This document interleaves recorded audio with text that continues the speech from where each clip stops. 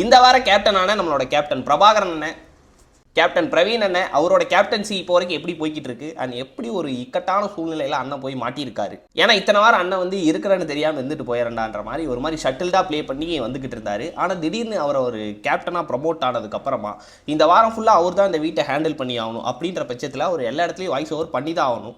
So that எல்லா சண்டையிலையுமே அவர் இருந்து தான் ஆகணும். அவர் இல்லைனாலும் அவரை வாலண்டியராக இருக்க வைக்கிறாங்க நம்மளுடைய பார்வதி அக்கா. ஏன்னா நேற்று அண்ணன் வந்து இந்த ரூல்ஸ் எல்லாம் நான் ஃபாலோ பண்ண போகிறேன் அப்படின்னு சொல்லி ஒன்று சொல்லும் போதே அக்கா வந்து கேட்டிருப்பாங்க, ஒருவேளை இதெல்லாம் பண்ணலீன்னா என்ன பண்ண போகிறீங்க, நீங்கள் எப்படியெல்லாம் இருக்க போகிறீங்கன்னு சொல்லி அப்போ இருந்தே ஆரம்பிச்சுட்டு இருந்திருப்பாரு.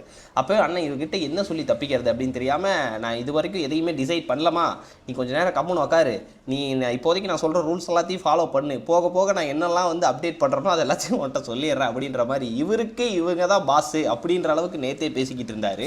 இன்றைக்கும் அதை தொடர்ந்து காலையிலேருந்து கேப்டன்சியை வச்சே ஒரு பஞ்சாயத்து போய்கிட்டு இருக்கு. இந்த வாரம் ஃபுல்லாக கண்டென்ட்டே என்னன்னா இவரோட கேப்டன்சியை எப்படி ஹேண்டில் பண்ணுறாரு அண்ட் இந்த கேப்டன்சியிலேருந்து இவர் இதுக்குள்ளே இருக்கக்கூடாதுன்றதுக்காக எப்படியெல்லாம் ஆப்போசிட்டில் ப்ரொவோக் பண்ணுறாங்க அப்படின்னு சொல்லி மாறிடுமாட்டு இருக்குது. ஏன்னா பிக் பாஸ் வந்து சொல்லியிருப்பாரு, என்ன பிரவீன் எல்லாம் ஆர்மி ஆஃபீஸர் மாதிரி இருக்க போகிறேன், நீங்கள் என்ன 2வது நாளே எல்லாம் அமைதியாக உட்காந்துட்டு இருக்கீங்க அப்படின்னு சொல்லி சொன்னோன்னே, எஸ் பாஸ் நான் இப்போ ஒரு ஆர்மி ஆஃபீஸராக மாறுறேன் அப்படின்னு சொல்லியிருப்பாரு. சரி போய் எல்லாருக்கும் என்னென்ன கிளாஸரி வச்சிருக்காங்கன்னு சொல்லி செக் பண்ணி பாருங்கன்னு சொல்லி அனுப்ப இவர் வந்து எல்லாத்தையும் செக் பண்ணிட்டு இருப்பாரு. இப்போ வந்து பார்த்தீங்கன்னா ஒன்று சொல்லுவார், கெமி நாளையிலேருந்து வந்து பார்த்தீங்கன்னா நீங்கள் காலையில் நம்ம எல்லாரும் எக்ஸசைஸ் பண்ண போகிறோம், அதுக்கு நீங்கள் சொல்லிக் கொடுங்க அப்படின்னு சொன்னால் நம்ம பார்வதி அக்கா ஆப்ஜெக்ஷன் மைலான் அப்படின்னு சொல்லி எந்திரிப்பாங்க. எந்திரிச்சு இந்த மாதிரி சொல்கிறீங்களா எக்ஸசைஸ் பண்ணுன்னு சொல்லிட்டு, அதை நான் வந்து வாலண்டியராக பண்ணி ஆகணுமா, ஏன்னா எனக்கு ஏகப்பட்ட பெயின் இருக்குது, பேக் பெயின் அப்படிலாம் இருக்கும்போது என்னால் அதெல்லாம் பண்ண முடியாது அப்படின்னு சொல்ல, ஏமா பண்ணால் உனக்கு பெனிஃபிட்டு, பண்ணலினா உனக்கு பெனிஃபிட் இல்லை, அவ்வளோதான் நம்ம இதில் என்ன இருக்குது அப்படின்னு சொல்ல, இல்லை அப்போ நீங்கள் ஆர்மி ஆஃபீஸராக மாறிட்டீங்களா, ஆர்மி ஆஃபீஸராக இந்த வாரம் பூரா ட்ரீட் பண்ண போகிறீங்களா, இதெல்லாம் பண்ணி ஆகணுமான்னு சொல்லி கிளற அந்த சண்டை ஒன்றுமே இல்லாத ஒரு பிரச்சனை ஒரு பெரிய சண்டையாக மாதிரி நேற்றுக்கான எபிசோடு ஃபுல்லாக அதுலேயே கவர் ஆகிற மாதிரி போயிடுச்சு.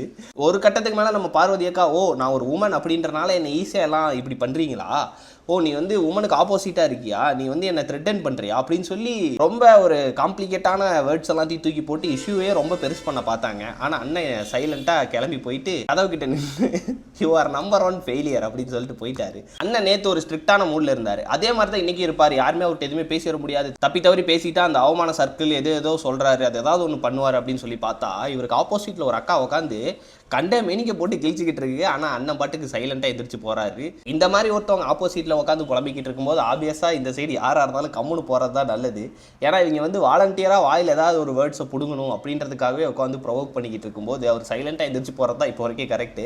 அண்ட் போக போக இவர் என்னென்ன பண்ண போகிறாரு, எப்படியெல்லாம் இந்த 1001 7 கண்டத்துலேருந்து தப்பிச்சு வருவார்ல, அந்த மாதிரி இந்த 7 நாள் எப்படி தப்பிச்சு வருவாருன்னு சொல்லி பார்க்குறதுக்கு கொஞ்சம் ஆசையாக தான் இருக்குது. உங்களுக்கு இவரோட கேப்டன்சி இப்போ வரைக்கும் எப்படி போய்கிட்டு இருக்குன்னு தோணுதோ அதை கமெண்ட் பண்ணுங்கள், நானும் தெரிஞ்சுக்கிறேன்.